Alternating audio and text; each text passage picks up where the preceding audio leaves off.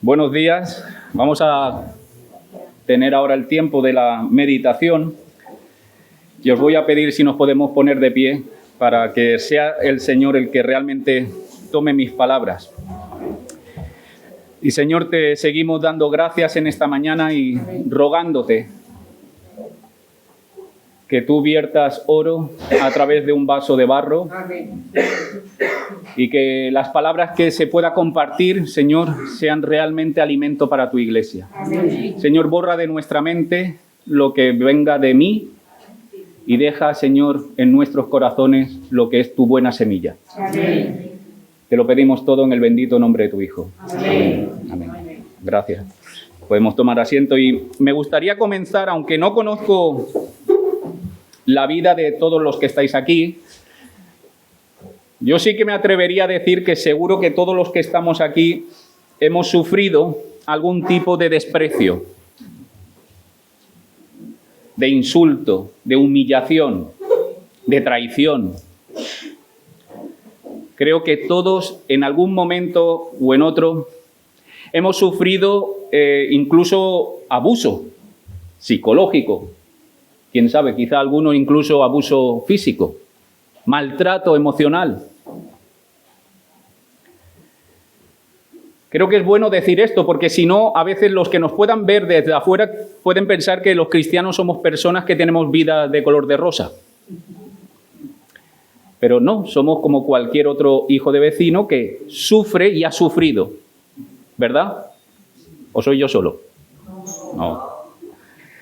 Y seguramente no me equivoco si pienso que la mayoría, o si no todos, podemos incluso todavía recordar, revivir momentos en los que se nos hizo un daño y todavía hoy sentimos la punzada. Porque cuando se nos ha hecho daño realmente, un daño profundo, que por cierto lo suele hacer personas muy cercanas, porque si son personas que no nos importan demasiado, tampoco su daño es de gran profundidad, pero suelen ser personas que teníamos una gran confianza, cercanas, familiares. Cuando se nos hace daño, descubrimos cuán difícil es perdonar. Cuando se te ha hecho daño, verdaderamente descubres que perdonar es un milagro. Que no es lo que brota de primera en tu corazón, ¿verdad? Pero el Evangelio es poder. Dice Pablo que él no se avergüenza del Evangelio porque es poder de Dios. El Evangelio no es solamente un discurso, es poder. Y entre otras, es poder para transformar tu corazón, mi corazón dañado, y poder perdonar. Hermanos, el perdón, que es el tema que me gustaría compartir en esta mañana, no es algo periférico secundario. Está en el centro del Evangelio. De hecho, si nos lo paramos a pensar, vemos que la obra de Dios, desde el principio, una vez que en este mundo entró la maldad, la obra de Dios una y otra vez es unir, armonizar, unificar. No es casualidad que se nos habla de que somos un solo cuerpo, un solo bautismo, un solo Señor. Y no es casualidad que el nombre diablo signifique dividir, separar, romper. Dice Pablo en segunda carta a los Corintios, capítulo 5, verso 19, dice que Dios estaba en Cristo reconciliando consigo el mundo. Dios estaba en Cristo reconciliando, uniendo consigo al mundo. ¿Y cómo lo hizo? No tomándoles en cuenta a los hombres sus pecados. Perdón. El perdón es la vía por la que Dios hace su obra de unirnos a Él, de reconciliación. Pero no solo eso, termina el versículo apuntando de que también es nuestra misión. Y nos encargó a nosotros la palabra de reconciliación. Dios en Cristo reconciliando consigo mismo al mundo, y nos encargó a nosotros, que hemos sido beneficiarios de ese perdón, a que nosotros también proclamemos la reconciliación al mundo. Como digo, no es algo periférico al Evangelio, es central este tema. Y sobre todo es central cuando uno considera la persona y la obra de Jesucristo. La función, la misión de Cristo es reconciliarnos, llevarnos al Padre, ¿verdad? Esa es su obra. Eso es lo que Él busca. Yo soy el camino que os lleva al Padre. Pero cuando consideramos a Cristo y sobre todo cuando pensamos en la cruz, vemos allí la imagen más nítida de lo que es el perdón de acuerdo a la palabra. Así que la cruz viene a ser esa luz que nos hace entender qué es lo que Dios, qué es lo que su palabra enseña acerca del perdón. La cruz debe ser nuestro faro que nos alumbra si estamos realmente perdonando o estamos haciendo algo que tiene una apariencia de perdón, pero que no lo es. Y por eso me gustaría que pudiéramos considerar este tema, primeramente pensando a la luz de la cruz, que no es perdón. Y que este mundo muchas veces nos contamina y nos dice que eso es perdón. Pero que cuando lo consideramos de nuevo a la luz de la cruz, descubrimos que eso no es el perdón. O no es el perdón a la altura de nuestro Dios. No es perdón negar o justificar o tapar la maldad. Eso no es perdón. Lo vuelvo a decir. Cuando uno mira a la cruz, uno descubre que Dios no está minimizando, es decir, haciendo pequeño o justificando la maldad.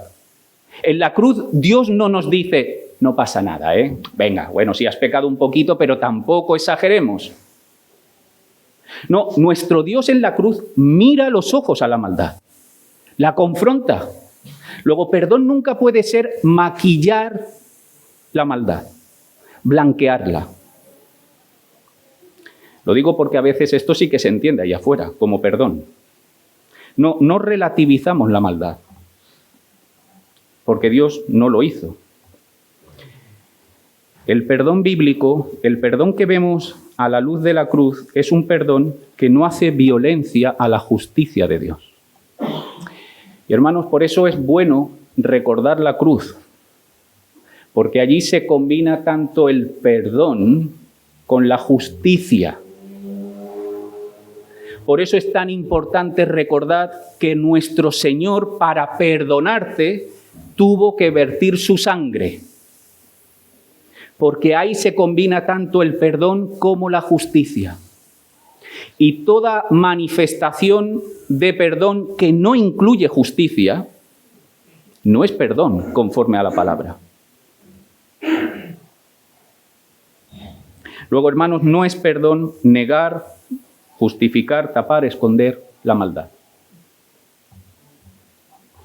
No podemos entender como perdón maquillarlo, maquillar el daño que se nos ha hecho. Tampoco es perdón simplemente olvidar. Porque la gracia no es amnesia. Sí, hermanos, hay versos, hay palabra en el Antiguo Testamento y en el Nuevo que dice que, palabra de Dios diciéndole a su pueblo que Él no se acordará más de sus pecados. Eso es cierto, pero hay que entender que esa es una manera de hablar. Dios es omnisciente. ¿Qué ocurre? Que cuando Él perdona se vuelve amnésico, ha perdido, no se acuerda. No, es una manera de expresar de que Él no va a contemplar ni arrojar nuestra ofensa contra nosotros. Sabiendo que en Cristo ya hemos sido perdonados. Que Él no va a traer una y otra vez en nuestra relación con Él nuestras ofensas. Luego, no es perdón simplemente decir, lo he olvidado. Y tampoco, y por último, no es perdón elevar un muro de indiferencia con la persona que te ha hecho daño.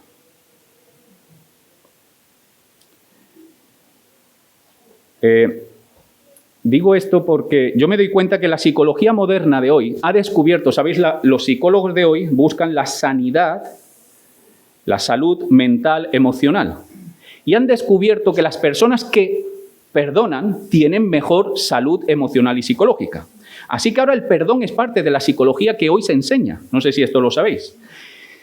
Pero el perdón que habla la psicología de nuestro mundo es un perdón que no es el perdón que descubrimos en la cruz. Es un perdón que te pone a ti en el centro. Que lo que te viene a decir es, mira, es conveniente que tú pases página, que borres a esa persona, que la anules. Porque en la medida en que tú anulas a esa persona dañina que te ha hecho ese daño y que te ha hecho ese dolor, en la medida en que tú la anules, que tú levantes un frío muro de indiferencia con él o con ella, tú vas a estar mejor. Pero Dios no nos perdonó en la cruz para levantar un muro de indiferencia con nosotros. Ese es un perdón muy egocéntrico. Te perdono porque busco la sanidad mía. Yo recuerdo que tuvimos que, como consejo de iglesia, en la iglesia donde nos reuníamos, una situación donde dos hermanas en la iglesia tuvieron un gran problema. Y lo tuvimos que abordar y buscar la reconciliación entre ellas. Y recuerdo muy bien que una de las hermanas tenía este concepto del perdón. No, yo perdono a mi hermana, pero para mí como que no existe. Y lo decía en serio, no lo decía... No, para mí, sí, yo la perdono, pero a mí que no me venga a saludar porque yo es que no quiero saber nada. Y le teníamos que hacer entender que eso quizá ahí afuera vale, pero en el reino de Dios eso no es posible. Tú no puedes pretender perdonar a alguien sin amarlo, levantando un muro, como que esa persona para ti ya no es nada, es un cero a la izquierda. Ese no es el perdón que vemos en la cruz. Y ese no es el perdón que se espera en el reino de Dios. Porque eso es llamar perdón a simplemente no vengarnos. Pero te guardo toda la lista. Y cuando te miro a los ojos, lo que me viene es todos los agravios que me has hecho.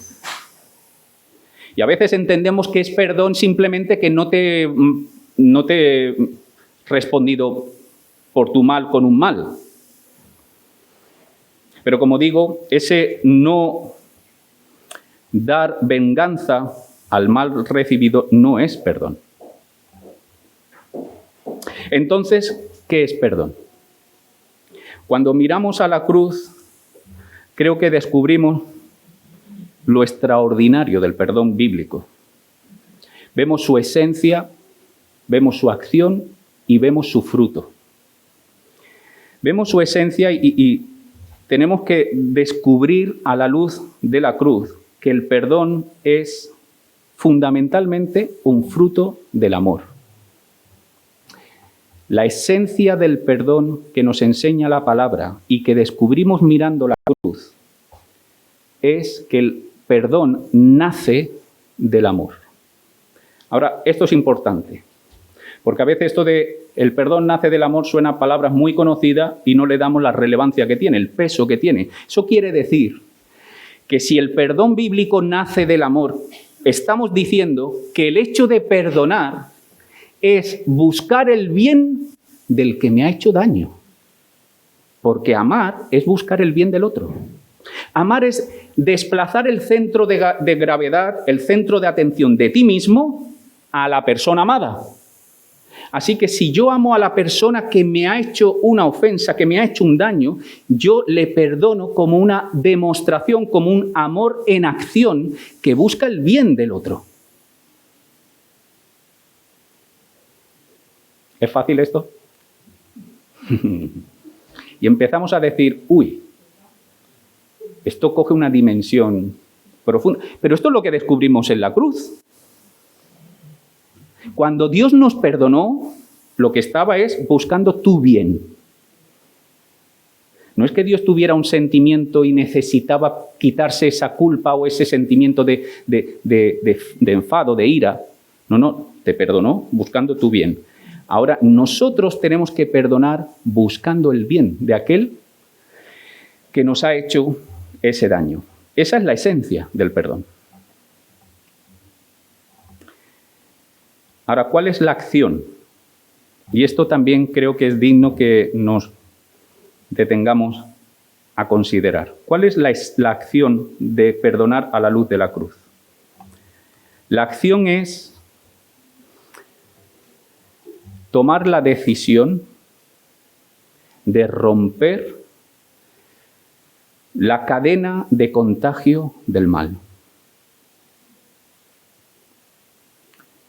Cuando perdonamos, ese perdón que nace del amor, que busca el bien del que nos ha hecho mal, lo que estamos buscando hacer con el perdón no es encubrir el mal, sino lo que estamos haciendo es romper la cadena de contagio.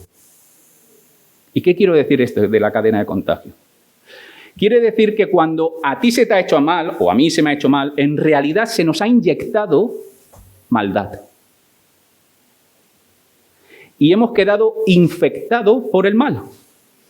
Y lo natural, hoy somos mucho más conscientes después de una pandemia, es que tú te vuelvas agente de contagio. ¿De qué? Del mal que has recibido. Y pagamos mal por mal. Hay una poesía de Gustavo Adolfo Bécquer que yo me la aprendí de pequeño, no me preguntéis por qué, supongo que saldría en lengua y me la aprendí. Y que dice esto, es que me he acordado esta mañana. Dice: una mujer me ha envenenado el alma, otra me ha envenenado el cuerpo. Ninguna de las dos vino a buscarme, yo de ninguna de las dos me quejo. Una me ha envenenado el alma, otra me ha envenenado el cuerpo. Lo que quiere decir es que él se enamoró y ninguna de las dos vino a buscarme. No fue correspondido. Y ese sentimiento se convirtió en un daño, en un veneno. Una me ha envenenado, la otra me ha envenenado y yo he quedado con veneno dentro.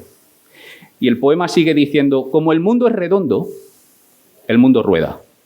Si en el rodar del mundo este veneno a su vez envenena, ¿de qué acusarme? ¿Puedo dar yo más de lo que a mí me dieron? Es muy hermoso el poema en cuanto a su estética, pero es terrible en cuanto a su contenido, porque es contrario al perdón de la Biblia. ¿Puedo yo dar más de lo que a mí me dieron? Si tú me diste una bofetada, no te voy a dar yo una bofetada. Si tú me despreciaste, ¿no esperas que yo te vaya a despreciar? Pues el perdón, dice, es romper la cadena de contagio del mal. Tú has sido inyectado con el mal, pero como el perdón viene del amor, el amor te capacita para absorber el mal y no extenderlo. Y por eso, si alguien puede buscar 1 de Pedro 3:9, y yo voy a buscar Romanos 12,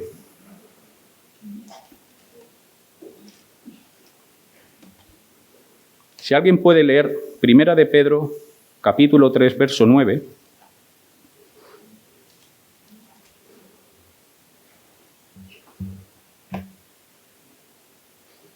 No devolviendo mal por mal, ni maldición por maldición, sino por el contrario, bendiciendo, sabiendo que fuiste llamados para que heredasen bendición. No devolviendo mal por mal. Ahora dice, eso es Pedro.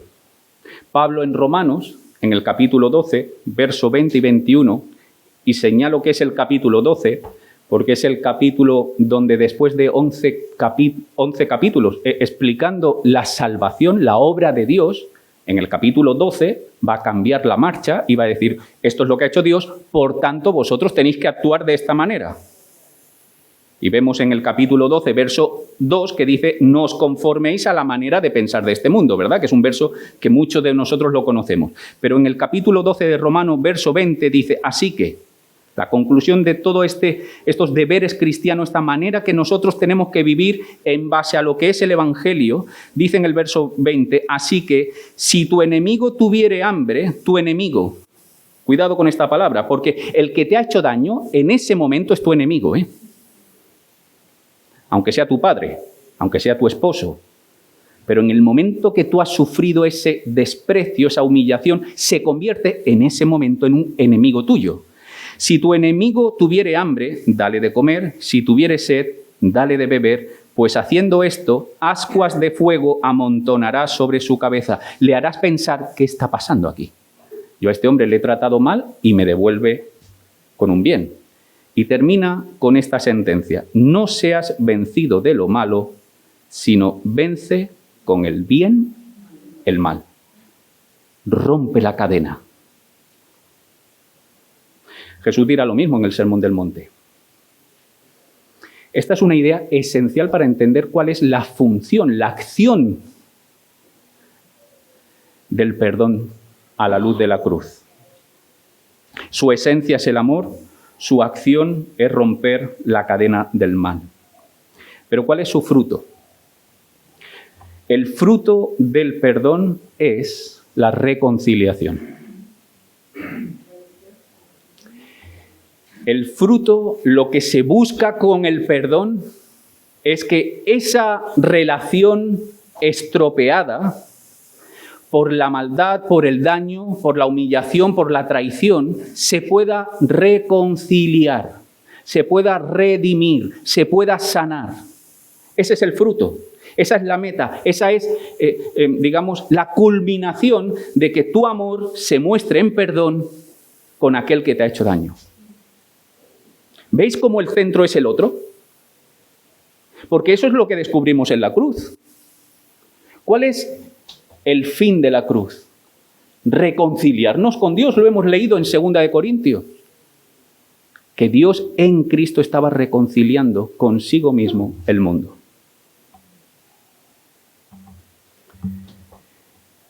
¿Te ves preparado para hacer esto? Para amar a aquel que te ha hecho daño, pero daño de verdad, ¿eh? No el empujoncito en el autobús, que decimos, perdón, no pasa nada. Eso es muy fácil. No, el que te ha hecho daño, el que te ha traicionado. No es fácil, ¿verdad? De hecho, yo diría que humanamente es imposible. Pero recordamos el Evangelio, es poder de Dios. Y Dios da recursos.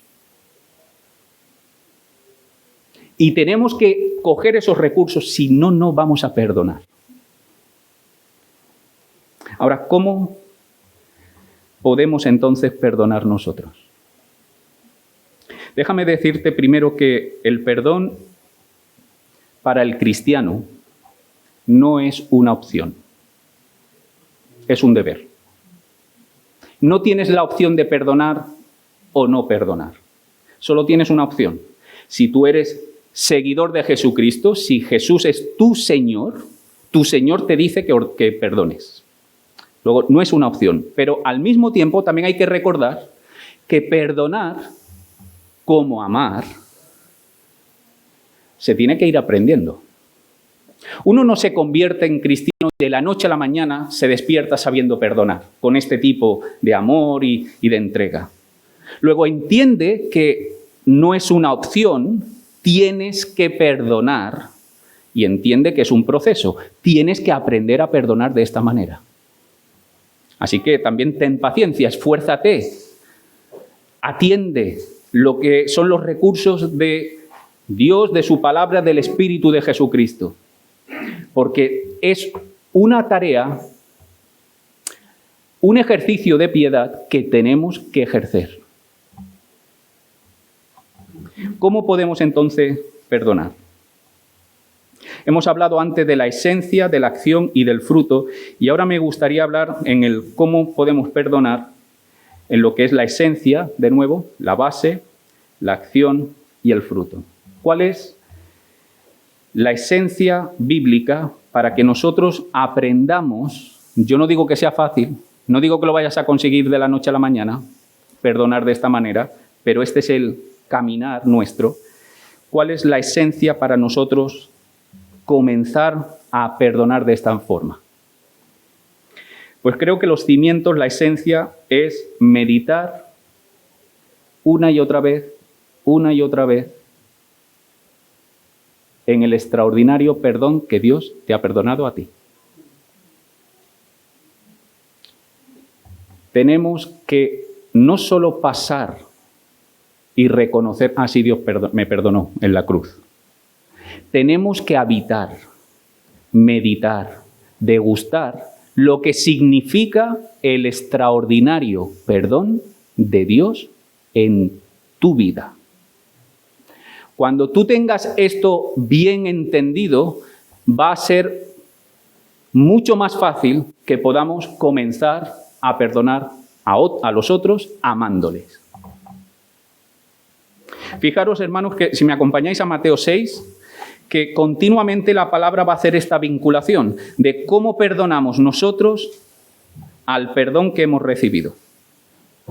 En Mateo 6 estamos en la mitad del Sermón del Monte, es el primer gran discurso de Jesús, y en el centro de esta gran enseñanza se encuentra el Padre Nuestro, ¿verdad? Capítulo 6 de Mateo, versos 9 en adelante. Y dentro de esta oración modelo, el Padre Nuestro, una de sus peticiones es, verso 12, perdónanos nuestras deudas. Estamos hablando al Padre del cielo. Perdónanos nuestras deudas, como también nosotros perdonamos a nuestros deudores. Perdónanos como perdonamos. Pero fijaros que no solamente es esta petición, sino que Jesús es la única petición del Padre Nuestro que la va a extender. Versos 14 y 15 dice, porque si perdonáis a los hombres sus ofensas, os perdonará también a vosotros vuestro Padre Celestial, mas si no perdonáis a los hombres sus ofensas, tampoco vuestro Padre os perdonará vuestras ofensas. La relación de este pasaje es directa. Piensa en el perdón que tú has recibido y actúa conforme a ese perdón. Este pasaje puede resultar un poco difícil. Pero claro, nosotros tenemos muy claro, y creo que a la evidencia de toda la enseñanza bíblica es así, que el perdón de Dios es gratuito, es gracia, ¿verdad? Y aquí casi pudiera parecer que es condicionado a que tú perdones. Pero creo que esta no es la intención del pasaje. De hecho, me gustaría que me acompañarais al capítulo 18 del mismo Evangelio de Mateo. Mateo capítulo 18, porque Jesús va a retomar el tema del perdón en el capítulo 18. Y en el capítulo 18, Jesús nos va a recordar a través de una parábola, o nos va, mejor dicho, a interpretar estos versículos que acabamos de leer en Mateo 6, a través de una parábola. Es la parábola que está en Mateo 18, verso 23 en adelante, que se conoce como la parábola de los dos deudores.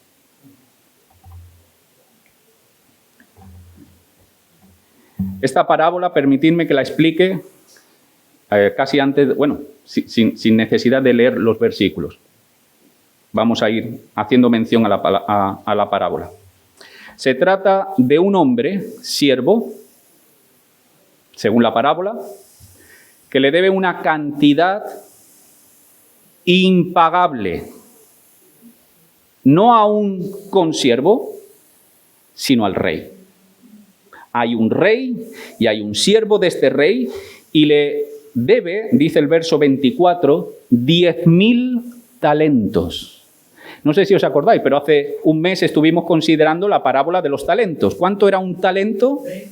20 años de trabajo. ¿Cuántos son 10.000 talentos? Si yo no he hecho mal los cálculos, son más de 120.000 millones de euros. Más de 120.000 millones de euros. Es lo que le debía este hombre, no a alguien, digamos, en horizontal, un consiervo, sino precisamente a la persona que tenía mayor honor y dignidad y que tenía la autoridad para hacerte pagar la deuda, al rey.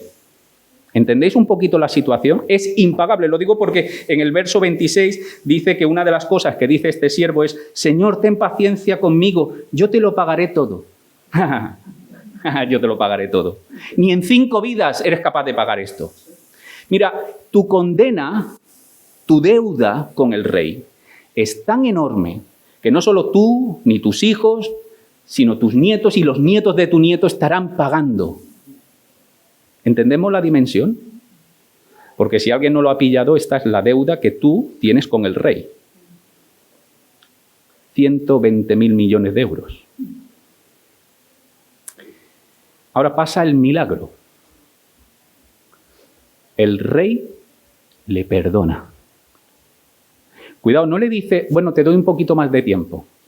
Bueno, te voy a refinanciar la hipoteca. No, le perdona. Cuando ese hombre sale de la presencia del rey, es libre. No tiene nada que pagar. Ni un mísero euro. Nada. Libre él, libre su familia, libre los hijos de sus hijos. Libre totalmente, libre. ¿Cómo saldría este hombre de la presencia del rey? Gozoso, lleno de alegría, lleno de agradecimiento, escandalizado, derretido su corazón por la misericordia desbordante de este rey. Y resulta que dice el pasaje que saliendo se encuentra con un consiervo. Uno como él, que le debía, dice el verso 28, le debía 100 denarios. ¿Y cuánto es un denario? Un denario es lo que se cobraba por un día de trabajo. Y este le debía 100 denarios. 3.000, 4.000 euros. Este sí que lo podía pagar, ¿eh? Ahora fijaros el verso 28 final, la imagen. Dice que lo cogía por el cuello. Y esto es importante porque está diciendo lo que hay en el corazón de este siervo. Lo cogía por el cuello ahogándole, diciéndole, devuélveme los 100 denarios. Ahora, ¿cuál es la idea de este pasaje? Lo que está diciendo Dios es que si perdonas, te perdono. Si no perdonas, no te voy a perdonar. No es tan así. Lo que está diciendo Dios es, cuidado, una cosa es que te cueste perdonar, pero cuidado, porque lo que yo te he perdonado a ti es tan grande que si yo veo que tu corazón se mantiene duro, entonces mi perdón no se te aplica. Porque, hermanos, como hemos dicho al principio, el perdón nunca es una coartada para la maldad. La gracia de Dios no es para hacerte un niño caprichoso.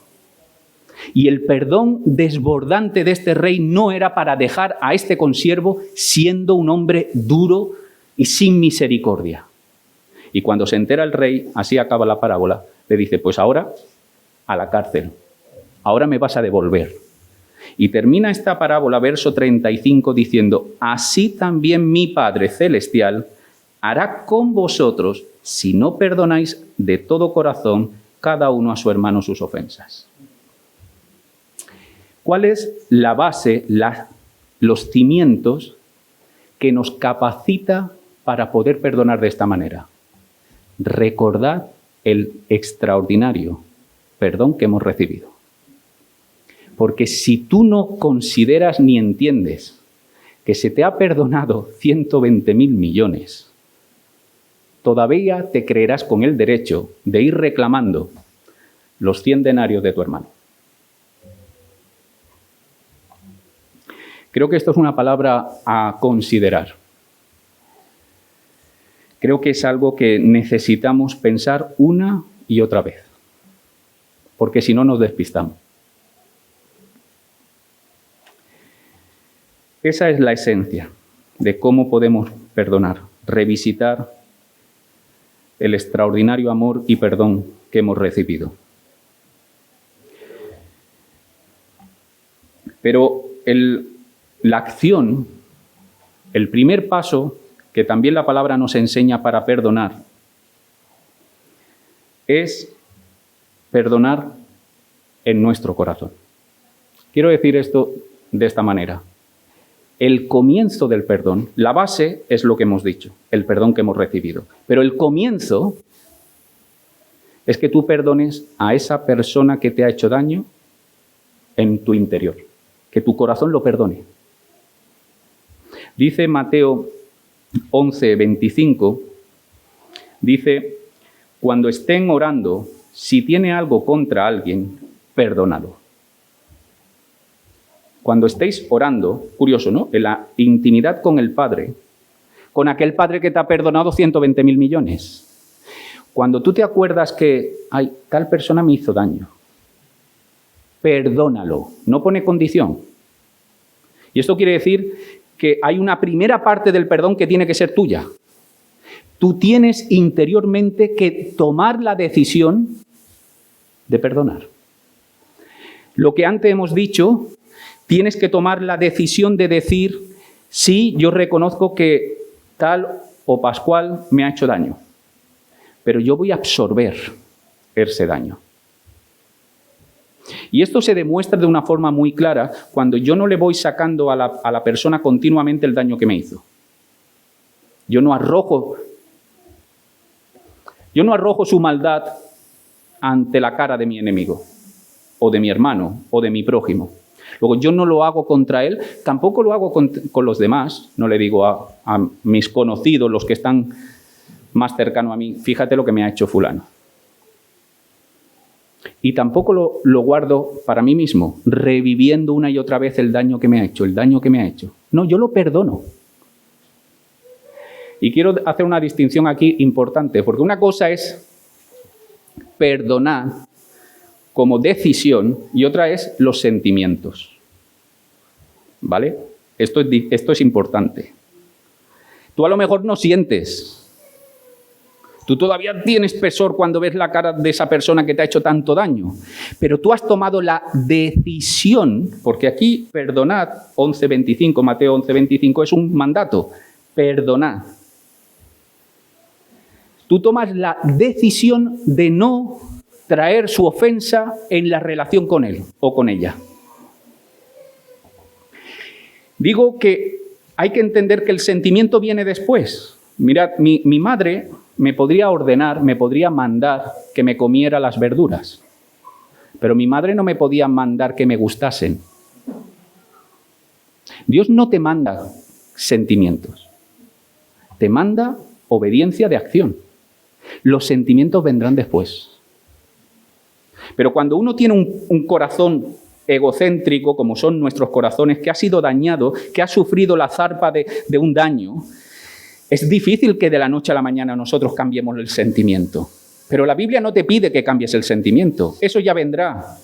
Pero lo que sí que te pide es que tomes la decisión delante del Padre, orando al Padre: si te acuerdas que tu hermano tiene algo contra ti, perdónalo. Toma la decisión de decir: no lo voy a tomar en cuenta.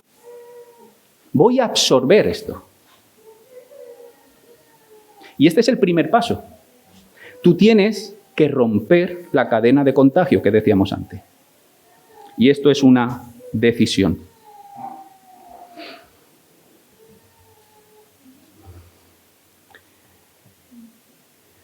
Esto tiene un precio, ¿eh? Si a ti alguien te ha hecho daño de forma muy intensa, el que tú de forma privada lo perdones, sientes casi algo y nadie se va a enterar de la injusticia que yo he sufrido. Déjame decirte que el Señor se va a enterar. Y quizá valoras más que se enteren otras personas que el Señor. Pero eso es algo que tú tienes que ir y yo tengo que ir sanando. Pero como hemos dicho antes, el fruto del perdón no se queda simplemente en un perdón interno, íntimo, personal, sino que el fruto del perdón es reconciliación. Lo que Dios buscaba en la cruz era perdonarnos, mostrar su disposición a perdonarnos, pero lo que buscaba en último término era reconciliar al mundo consigo mismo.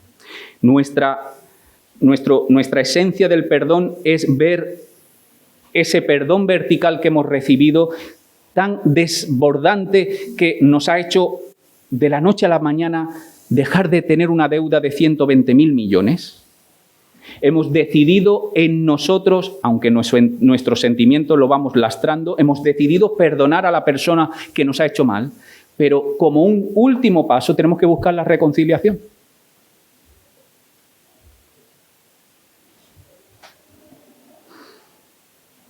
Y es cuando en el mismo capítulo 18, no sé si todavía estáis ahí, oímos al Señor decir en el verso 15, por tanto, si tu hermano peca contra ti, ve y repréndele, estando tú y él solos.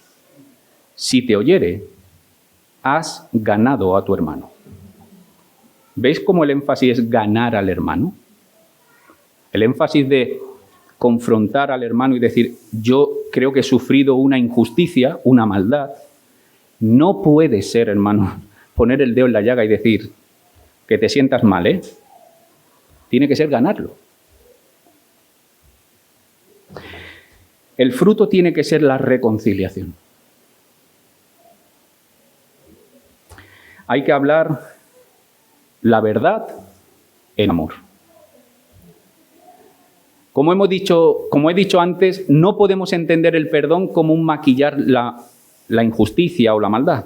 Hay que confrontarla, si es necesario. Si tú ves que es una maldad que está haciendo también daño a tu hermano, aquel por el que tú has recibido un dolor, tienes que confrontarlo. Pero asegúrate que lo haces para ganarlo. Asegúrate que lo haces habiéndole ya perdonado. Asegúrate que lo haces mostrándole la verdad en amor. Asegúrate que lo haces considerando y examinándote a ti mismo si tú quizás en ese problema que tenéis, quizá esa otra persona tiene el 80% de culpa, pero a lo mejor tú tienes 20%. Y quizás es bueno comenzar por el 20% tuyo, para mostrarle que tú no vas para acusarle, que tú no vas para dañarlo, que tú lo que quieres es ganarlo y restablecer, reconciliar la relación, porque ese es el fruto del perdón.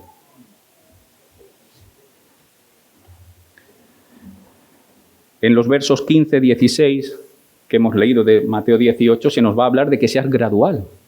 Vas tú solo, que nadie se entere, intenta. Lo que quiere decir este pasaje es, después dirá, sino que vayan 2 o 3 personas y después toda la iglesia, pero lo que quiere hablar es de ese proceso de intentar ganar a tu hermano o al prójimo.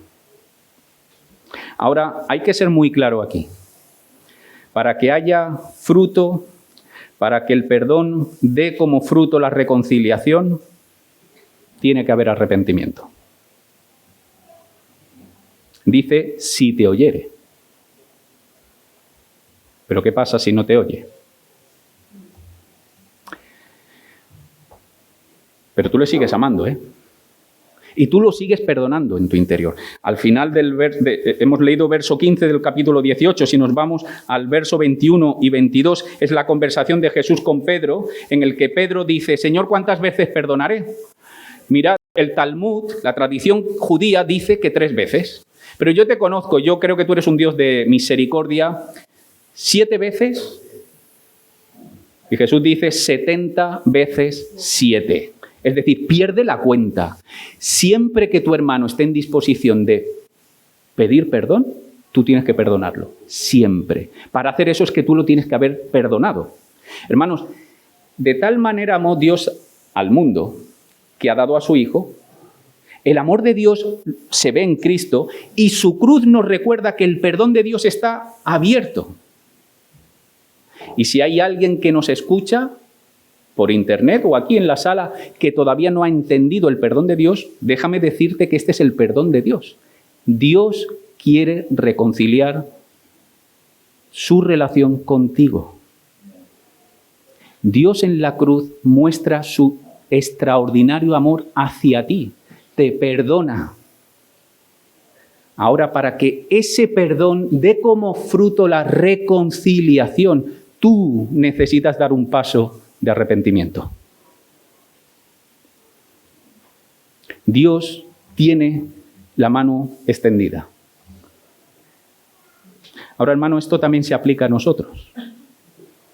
Nosotros tenemos que perdonar dentro, pero tenemos que perdonar buscando la reconciliación, confrontar al hermano, a la persona, a mi familiar con la verdad, pero con la verdad en amor, buscando reconciliar, pero si esa persona dice no, no podemos reconciliarnos con él o con ella, pero tenemos que mantener esa disposición, por si un día cambia. ¿Me hago entender? Pero vamos a verlo desde el otro lado, porque tú también ofendes, ¿verdad? Aquí siempre hemos estado hablando de que tú eres el que ha recibido la ofensa, pero tú también has ofendido a otros. Así que si mañana te viene alguien y te dice que le has hecho daño, acuérdate de que se necesita arrepentimiento. Para que el perdón dé como fruto la reconciliación, tiene que pasar por el arrepentimiento. Tiene que haber un reconocimiento de que has hecho mal. Y esto también nos afecta a nosotros. Voy a concluir. En esta mañana, ¿qué mal, qué daño te pide Dios que absorbas?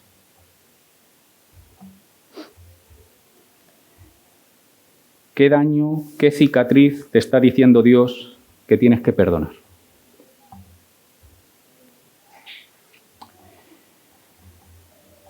Hermanos, yo creo que estamos viviendo cada vez más en una cultura, en una sociedad donde se ha olvidado el perdón. Y si miráis las noticias, escucháis la radio, veréis que cada vez más nuestra sociedad está polarizada, porque es una sociedad que ha perdido el perdón. Y si vivimos en un pueblo, en una nación, en una sociedad sin perdón, lo que vamos a tener es una sociedad en permanente confrontación, donde ni siquiera la justicia se entiende como justicia, sino como venganza, como represalia.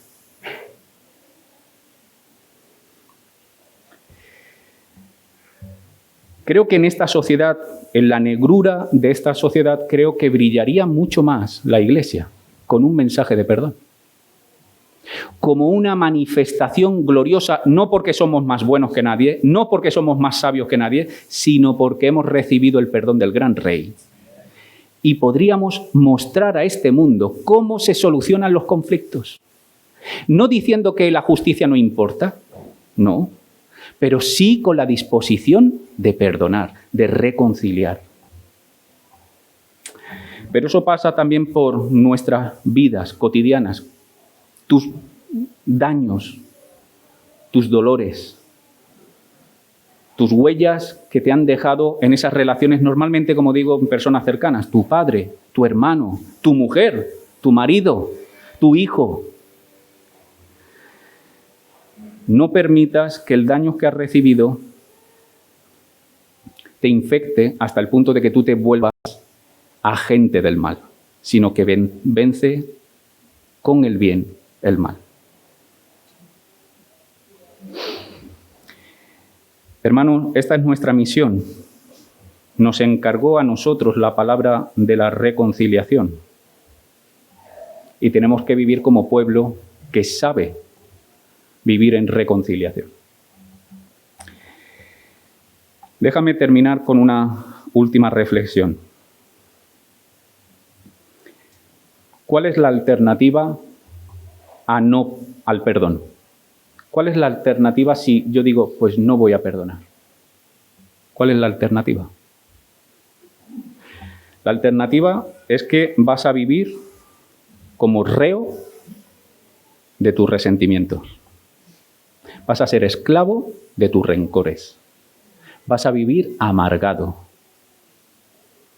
Esa es la alternativa. Dice José de Segovia, cuando perdonamos, liberamos a un prisionero. Pero entonces descubrimos que el prisionero éramos nosotros. Dios, a través del potente evangelio, el evangelio de poder, te ha hecho doblemente libre, porque te ha perdonado, me ha perdonado, de una deuda impagable. Pero no solamente me ha hecho libre porque me ha quitado ese peso de deuda impagable, sino que además me ha hecho doblemente libre porque me ha dado la capacidad de perdonar.